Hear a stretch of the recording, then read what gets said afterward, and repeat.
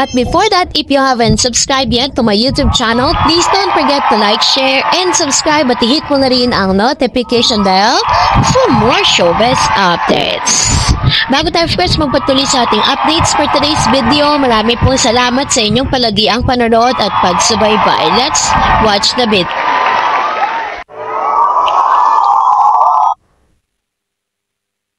Kaylin Alcantara, abay kinagulat ang pagdalaw ni David Licauco sa It's Showtime. Ano nga ba ang kaganapan, no? Dito na sa video. Positive po ang feedbacks ng ilang mga manonood sa view. No, ito pong Beauty Empire kung saan isa sa mga talagang binigyan po nila ng mataas na pagtingin. Itong si Miss Barbie Forteza. Sabi si Barbie daw, it's very incredible. And ganun din po kay Miss Kaylin, having the most challenging role as the bida kontra bida. No, talagang kung pagka nabibigyan nila ng tamang pandasa or yung tamang case, no, ng mga manonood.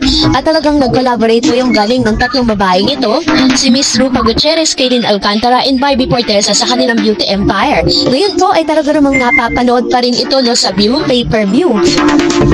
Kung saan you need to register para po mapanood nyo online.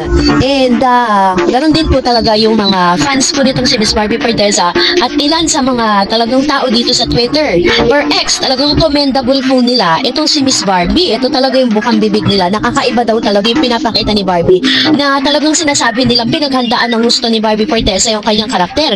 Katulad na sinabi niya po doon po sa interview niya with Boy Abunda sa Pasto, pinag-isipan niya maigi kung anong magiging looks, kung paano yung atake niya at talagang pinag-aralan niya po ng ilang buwan, ano, yung karakter niya kung paano niya mapoportray at mabibigyan ng hustisya. Ito pong nasabing karakter niya dito sa Beauty Empire. Kaya naman talagang tuwan-tuwa pong Jimmy Sparkle dahil hindi sila nagkamali na ibigay kay Barbie Forteza, Kaylin and Rupa Gutierrez ang nasabing serye na ito, no? Although kapag mga series kasi medyo may ikli lang siya.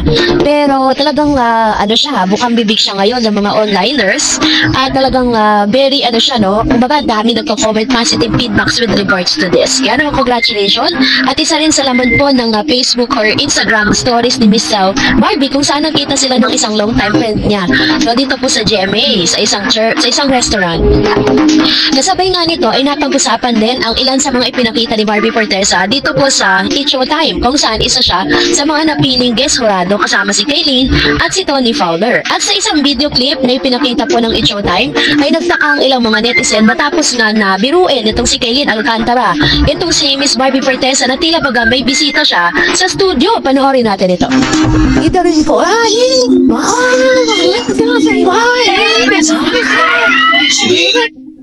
Napasigaw nga si Kaylin Alcantara sa Baituro na tila baga sinasabing naroon daw di umano itong si Mr. David Licauco.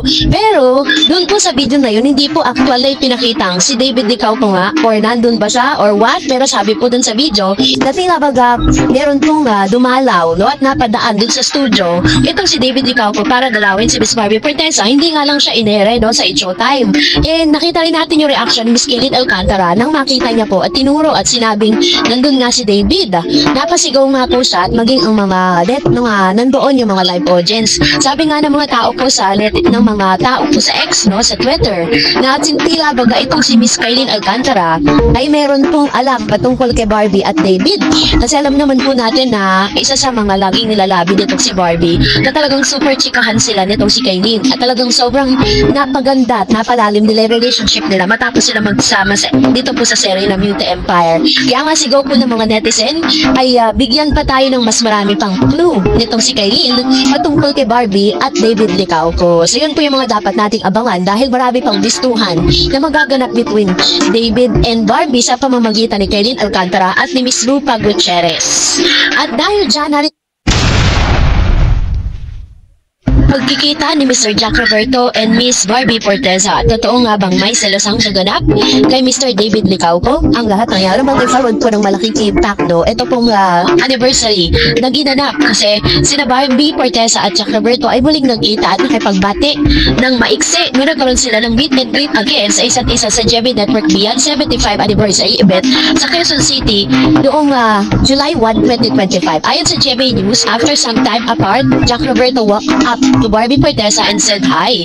Nalarawan pa ang nagpapatunay sa kanilang magalang na palitan ng bati. Si Barbie ay nakaupo at tinitigan niya si Jack habang bumigit ito sa kanya.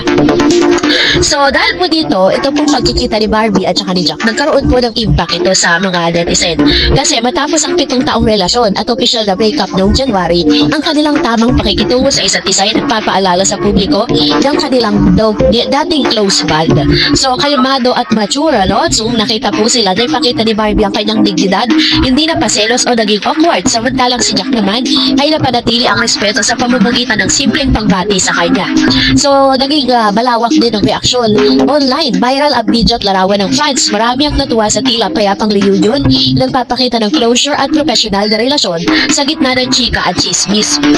Ang maganda po dito, ito po kasi yung naging epekto ng hindi pagsasalita ni Miss Barbie Fortesa sa publiko patungkol sa tunay na dahilan ng kanilang hiwalayan. Kasi, syempre, alam niyo po, dahil isang network lang sila, magkikita at magkikita talaga sila. So, hindi maiiwasan yun, ano? Kaya naman talagang, ito po yung big lesson para sa lahat ng mga magkakarelasyon na dapat full of dignity ka, tapos magpapakita mo talaga na class ka, diba? So, marami po rin po ang nangiintriga na parang besilosan daw naganap, ano?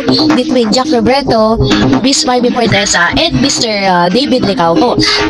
Sa mundo na showbiz kung saan mabilis mag-overanalyze ang bawat kilos, mahalaga na ang bawat tao, lalo na sa dating magkasintahan, ay marunong mag-handle ng ruptura. Pero, lalong mahalaga ang pagkakaroon ng respeto at professionalism sa kanilang reunion. Ang kanilang interaksyon ay may malaking mensahe. Two people can part ways yet still choose kindness. Malinaw na hindi ito dramatic ang binalikan ng nakaraan, bagkus isang paggalang sa bawat isa bilang individual at kapwa-artista. Sa kabuuan ng kanilang mahinahon, ngunit realistic at magalang na pagtitipon ay magandang halimbawa para sa iba. Kahit may nakaraan, maaari pa rin magkaroon ng respeto at lungsod. Mukhang handa ng tumingin. Nang handang-handa ng tumingin pasulong sina Barbie at Jack nang may pagkilala sa kanilang pinagdadaanan at posible itong simula ng panibagong kabanata para sa bawat isa bilang magkaibigan, magkatrabaho o kahit tampok sa media sa mapayapang paraan. So, napakaganda kasi nung ginawa ni Miss Barbie Fortesa, diba? Kumbaga, hindi niya po inilagay yung sarili niya sa gitna ng kaguluhan. Diba? Parang napaka-peaceful niya kung paano niya hinarap yung issue nila ni Mr. Jack Roberto.